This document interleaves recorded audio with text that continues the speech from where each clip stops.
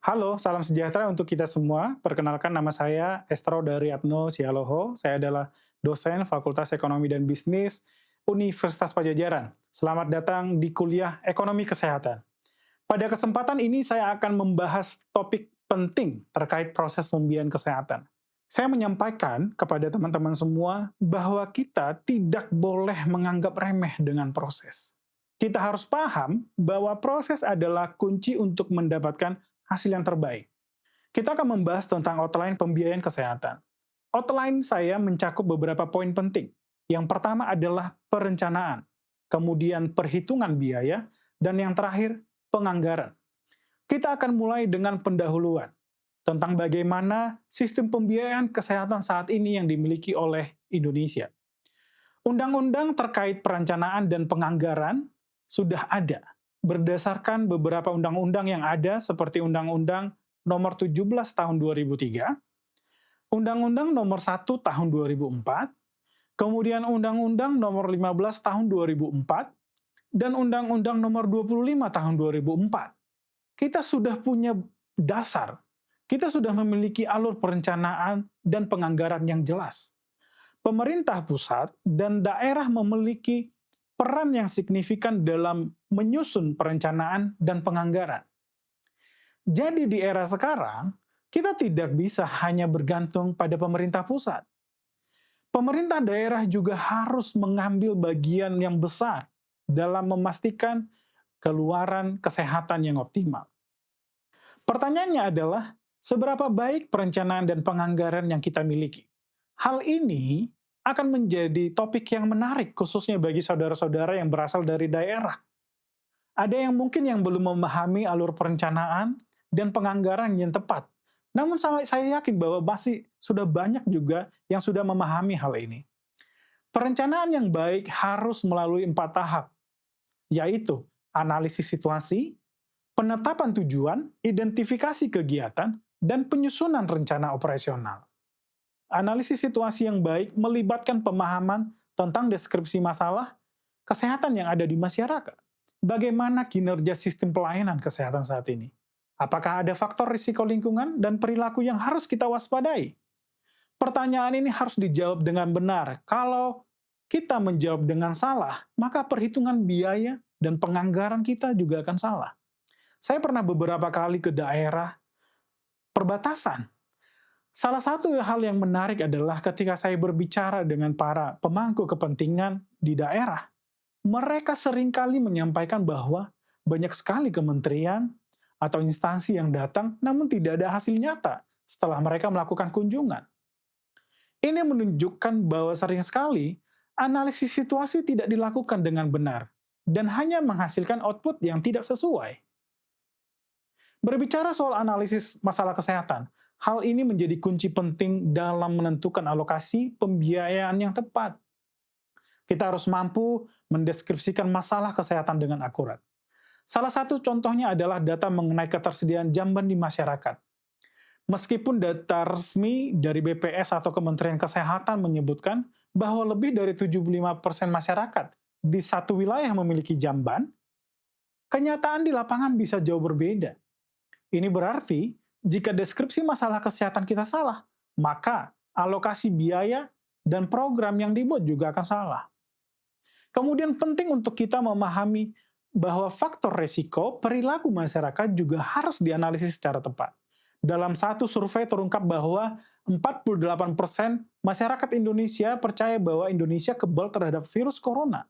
Ini merupakan contoh jelas bahwa pemahaman masyarakat tentang kesehatan perlu diperbaiki melalui pendidikan dan alokasi dana untuk program-program edukasi kesehatan yang lebih baik.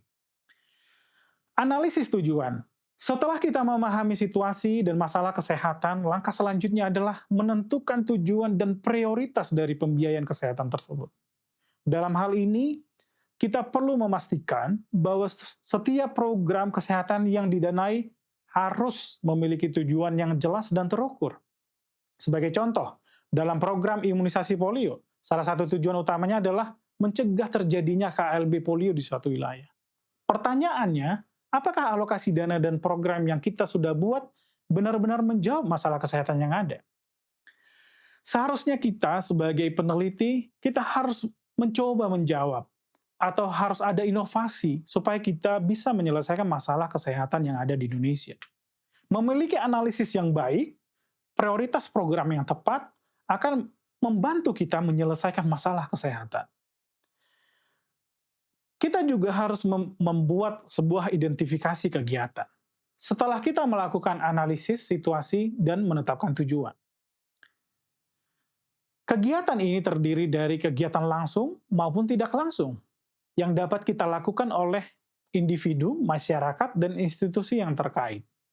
Sangat penting untuk kita untuk mempertimbangkan pengembangan kegiatan baru yang inovatif, bukan hanya mengandalkan program-program yang sudah berjalan dari tahun ke tahun dan tetap sama. Monitoring dan supervisi juga memegang peranan penting dalam memastikan bahwa program pembiayaan kesehatan berjalan dengan baik. Banyak daerah yang tidak memiliki sistem evaluasi yang memadai, sehingga menggunakan data yang tidak relevan atau usang dalam merencanakan program kesehatan mereka untuk tahun-tahun mendatang. Misalnya, pada tahun 2020 masih ada kabupaten yang menggunakan data dari tahun 2016 dalam perancangan mereka. Hal ini tentu tidak efektif dan dapat menyebabkan kesalahan besar dalam alokasi dana serta program kesehatan yang akan dibuat. Kemudian penyusunan rencana operasional. Kita menentukan teknis ya, kemudian menentukan penanggung jawabnya. Pertanyaannya, bagaimana kita menentukan output? Ada salah satu kabupaten yang saya cek ya, kabupaten tersebut memiliki website ya yang open ke publik. Dia membuat sebuah kegiatan pengembangan wilayah sehat, lalu membuat output sebuah kabupaten kota menjadi kabupaten kota sehat. Pertanyaannya, apakah itu terukur? Atau apakah kabupaten kota dapat menetapkan peningkatan 2% dari tahun sebelumnya tanpa ada landasan di baliknya? Jadi kita harus berusaha mencoba untuk memiliki analisis yang benar hingga kita menyusun rencana yang profesional. Hal selanjutnya yang kita lakukan adalah perhitungan biaya. Setelah kita memiliki analisis yang baik, langkah berikutnya adalah menghitung kebutuhan biaya atau costing. Ada dua metode utama yang digunakan, yaitu activity-based costing dan input-based costing. Kita juga dapat menggunakan micro-costing untuk menghitung penggunaan dana yang lebih spesifik. Intinya adalah, kita harus memastikan bahwa dana yang dianggarkan sesuai dengan prioritas yang ada, dan tidak digunakan untuk kegiatan yang tidak mendesak. Yang selanjutnya adalah mengenai penganggaran dan budgeting. Penganggaran merupakan salah satu tahap terpenting dalam proses pembiayaan kesehatan. WHO mendefinisikan penganggaran dalam 5 komponen utama, yaitu apa, mengapa, kapan, siapa, dan bagaimana. Salah satu yang harus kita perhatikan adalah bagaimana proses penganggaran dapat dilakukan berdasarkan strategi kesehatan yang telah ditetapkan. Jawabannya adalah semua pemangku kepentingan berperan secara strategis. Kita melihat inkrementalisme dalam penganggaran di Indonesia masih banyak di daerah. Masih banyak di daerah yang menggunakan pendekatan penganggaran inkremental, di mana penganggaran dilakukan dengan menambah atau mengurangi alokasi dari tahun sebelumnya tanpa kajian mendalam. Ini menjadi masalah, karena tidak ada evaluasi yang tepat mengenai kebutuhan real dari daerah tersebut. Kemudian skema yang selanjutnya adalah tentang Public Financial Management. Salah satu pendekatan yang lebih baik adalah Public Financial Management, atau PFM, di mana audit internal dan eksternal menjadi bagian penting dari proses penganggaran. Hasil penelitian di beberapa negara menunjukkan bahwa PFM memiliki dampak positif terhadap efisiensi belanja publik di sektor kesehatan. Kemudian, Medium Term Expenditure Framework atau MTF, atau kerangka pengeluaran jangka menengah. Ini juga sangat penting untuk memastikan bahwa anggaran kesehatan dikelola dengan baik dalam jangka waktu yang lebih panjang. Penelitian menunjukkan bahwa negara-negara yang menggunakan MTF memiliki pengeluaran kesehatan yang lebih seimbang dan lebih berkelanjutan. Kemudian performance budgeting. Pendekatan penganggaran berbasis kinerja atau performance budgeting juga semakin banyak digunakan di berbagai negara. Prinsipnya adalah menghubungkan alokasi dana dengan hasil yang terukur dan efisien. Selanjutnya kita membahas tentang efisiensi dan efektivitas. Di setiap kesempatan kita harus memastikan bahwa dana yang dialokasikan digunakan dengan efisien, dengan efektif. Efisiensi berarti bagaimana kita mengubah input menjadi output, tapi optimal. Sedangkan efektivitas diukur dari seberapa baik output tersebut berdampak pada tujuan yang diinginkan. Misalnya, jumlah dokter adalah input, kemudian rasio kematian bayi adalah output, dan angka harapan hidup adalah outcome yang diinginkan. Tantangan di Indonesia saat ini bagaimana? Indonesia telah memiliki perjalanan panjang dalam meningkatkan sistem perencanaan dan sistem penganggaran kesehatan. Namun kita bisa melihat bahwa masih banyak tantangan yang harus diatasi. Salah satunya adalah bagaimana kita bisa menyelaraskan perencanaan dan penganggaran antara pusat dan daerah agar sesuai dengan kebutuhan kesehatan yang sebenarnya. Jangan sampai kita menjalankan anggaran berbasis kinerja setengah hati.